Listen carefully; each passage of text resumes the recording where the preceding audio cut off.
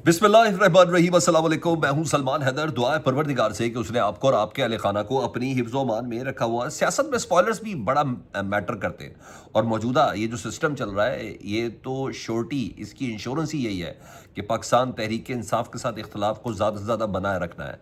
लेकिन जो खबर मैं आपके साथ अभी शेयर करने जा रहा हूँ, ये एक्सक्लूसिव मेरे साथ ही है। अभी थोड़ी देर पहले मेरी बाकायदा तौर पर तर्जुमान से बात हुई। मैंने आपको दोपहर को कहा था कि मेरी शफी जान साहब से बात होगी तो उनसे वो तमाम चीज़ें कैटेगोरिकली क्लियर कर दूंगा।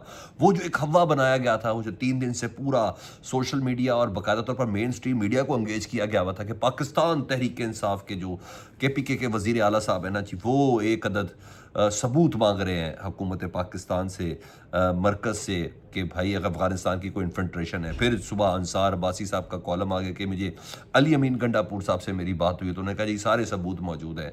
उसको भी मैंने अभी पोजीशन क्लियर कर दी है। उन्होंने क्या कहा है जी, वो जो कहा जा रहा था, इस व्लॉग में आपको बताऊंगा, वो जो कहा जा रहा था कि जी शफी जान साहब ने मोहम्मद मालिक के एक प्रोग्राम में कैटेगोरिकली नहीं कहा कि TTP दहशतगर्द है या नहीं है। सर आज वो भी क्लियर हो गया, क्लियर हो गया। ये सब चीज़ें मैं आपके साथ करता हूँ। दूसरी दीगर भी कुछ खबरें जी। सोहेल आफरीदी साहब, अब नेक्स्ट पड़ाव उनका क्या है? कल वो दोबारा जा रहे हैं जी कराची, ये भी खबर है एक। और ट्रेलर है अभी पंजाब के हवाले से, असल फिल्म अभी बाकी है, इसकी भी कोई तफसील बताता हूँ। ईरान की ताज़ा तरीन अपडेट भी आपके साथ शेयर करें। सर आपसे थोड़ी देर पहले मेरी बात हो रही थी शफी जान साहब से, और मैंने उनसे पूछा इन तमाम चीज़ों को। अब नेक्स्ट व्लॉग में शायद मैं वीडियो के ज़रिए भी वो तमाम चीज़ें, मैंने जो वीडियो रिकॉर्ड भी कर ली थी, मैं आपके साथ पहुँचा दूँ जी। जिस पर उन्होंने कहा, मैंने पूछा दहशतगर्दी के ख़िलाफ़ आपको कोई सबूत चाहिए? उन्होंने कहा सबूत पहले भी थे, सबूत अभी भी हैं, सबूत हमारे पास भी हैं। हम बेसिकली ये चाह रहे हैं हर किस्म की दहशतगर्दी के ख़िलाफ़ हैं, हर किस्म के दहशतगर्दों से आईनी हाथ से निपटना चाहिए।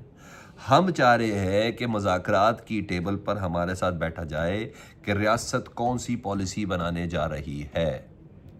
जो हमारे एंड पे हमारे पास कुछ सबूत हैं, हम वो आपको देंगे कि किस तरीके से ये दहशतगर्द पाकिस्तान के अंदर दाखिल किए गए हैं। हमने वो चीज़ करनी है। तो मैंने पूछा कि अली अमीन गंडापुर साहब ने वो सबूत दिए? क्या होंगे? हमने इस बात से इनकारी नहीं कि यूनाइटेड नेशन की रिपोर्ट क्या है।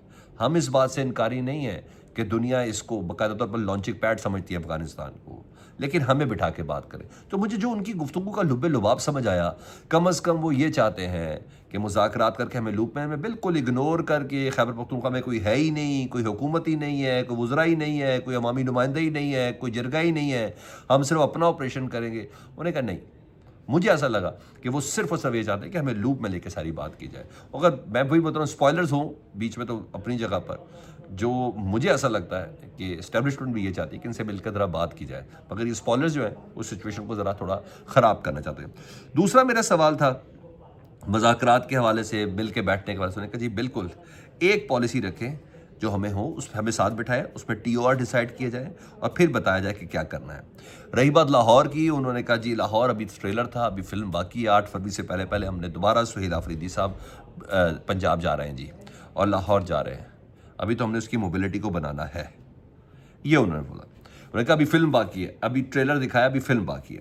दूसरा मैंने उनसे पूछा कि आपने एक प्रोग्राम में ये कहा मोहम्मद मालिक साहब के कि मैं TTP को दहशतगर्द तंजीम, कैटेगोरिकली नहीं बोला कि वो एक दहशतगर्द तंजीम, मैंने कहा वो और कोई और भी जमात जो भी पाकिस्तान के ख़िलाफ़ है वो दहशतगर्द है।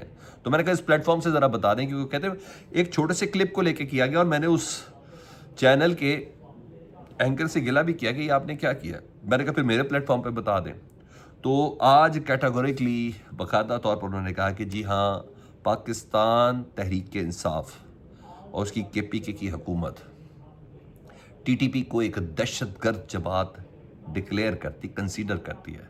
हम उसको दहशतगर्द जमात समझते हैं, और उसके अलावा जो भी पाकिस्तान की सरजमीन के मुखालिफ हो वो दहशतगर्द है।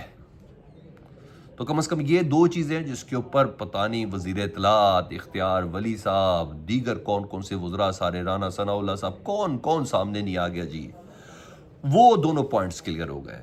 तो ज़ाहिर बात है जर्नलिस्ट का काम है रिपोर्ट को रिपोर्ट करे जी। जो मुझसे बात हुई मैंने कहा मैं वो आपके तक पहुंचा दूं, और ये ज़ाहिर बात है मावरे खसूसी है बराए इत्तलात खैबर पख्तूनख्वा के। अगर वो ये बात कर रहे हैं तो इसका मतलब है वो सोहेल आफरीदी साहब की तर्जुमानी कर रहे हैं। तो कम से कम ये पॉइंट मैंने आज क्लियर कर लिया जी। मैंने कारकर्दगी का पूछा कि जी आपकी कारकर्दगी पे बहुत बात हो, कहते हैं जी 14 यूनिवर्सिटियाँ बनाई हैं हमने 13 सालों में।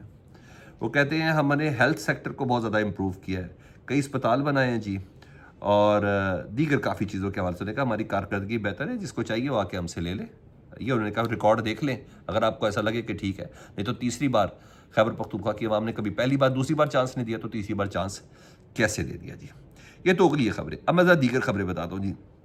بہت سے الزامات ہیں جی سہیل آفریدی صاحب کے حوالے سے کہ بھائی وہ جنازوں پہ نہیں جاتے. یہ جی آج بھی خیبر پختونخوا میں سہیل آفریدی صاحب جو ہے نا وہ پولیس لائن ٹانک ان کی آمد ہوئی ہے جہاں یادگار شہدا پر پھول چڑھائے، اسلامی پیش کیا ہے اور علاقائی مشران اور شہدائے پولیس کے ورثہ سے ملاقات انہوں نے کی ہے جی. پسماندگان کی درجات کی بلندگی کے لیے صبر جمیل کی دعا بھی کی ہے جی.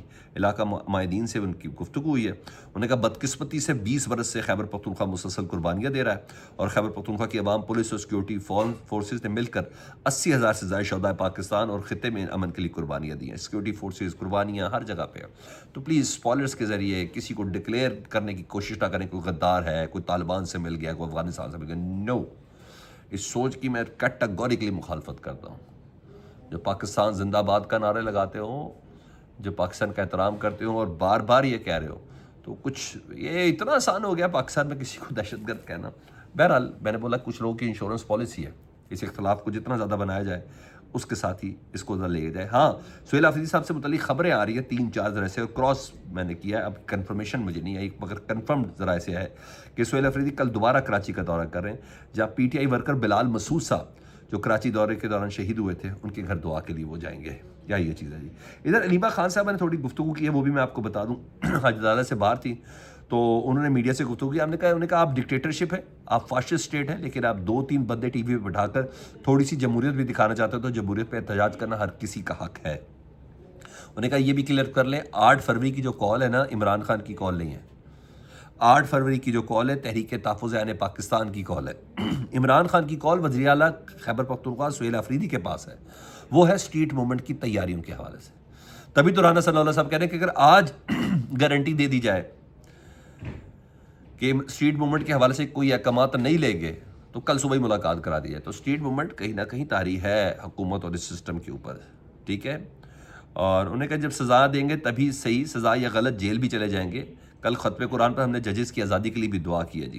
اور پھر آج ان کا جج کا مکالمہ بھی انہوں نے خود بھی بتایا کہ جب میں دہشت گردی کی عدالت کے جج کے پاس تھی تو میں نے نکلتے ہوئے جج صاحب سے کہا جج صاحب عمران خان آپ کی آزادی کے لیے جد و جہد کا ہمیں پیغام دیتے ہیں، آپ ہمیں جیل میں ڈالنے لگے ہیں. تو جج صاحب نے بھی کہا دعا کریں ہم آزاد ہو جائیں. یہ جج صاحب کے الفاظ ہیں جی. بہرحال ایک اپوزیشن کا معاملہ محمود خان اچکزئی صاحب کے حوالے سے اپوزیشن لیڈر کا وہ کیٹیگوریکلی اب کلیئر ہوتا ہوا نظر آ رہا ہے جی. کیونکہ طارق فضل چودھری صاحب جو ہے نا وہ کہتے ہیں کہ اپوزیشن کے معاملے پر بیجا تنقید کی جا رہی تھی.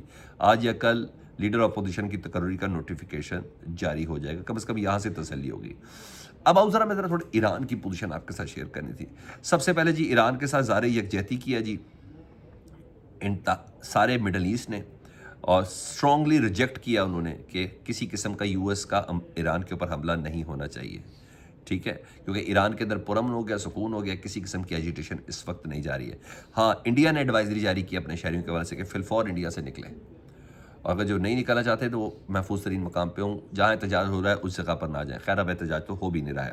اب سے کچھ دیر پہلے میری ایرانی کچھ صحافیوں سے بات ہو رہی تھی، ان کا بھی یہ کہنا تھا کہ صورتحال بالکل کنٹرول میں ہے.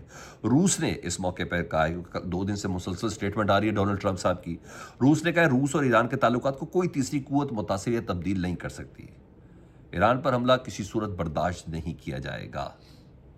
اور ادھر ایرانی پاسداران انقلاب کے جو سربراہ انہوں نے کہا ایران کسی بھی ممکنہ حملے کے جواب کے لیے انتہائی الرٹ اور تیار بیٹھا ہے.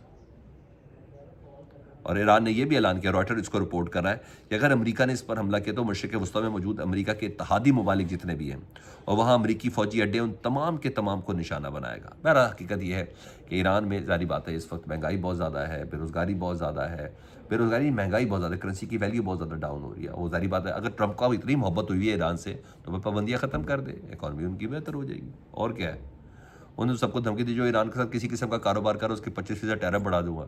کس کو ماموں بنا رہے ٹرمپ صاحب.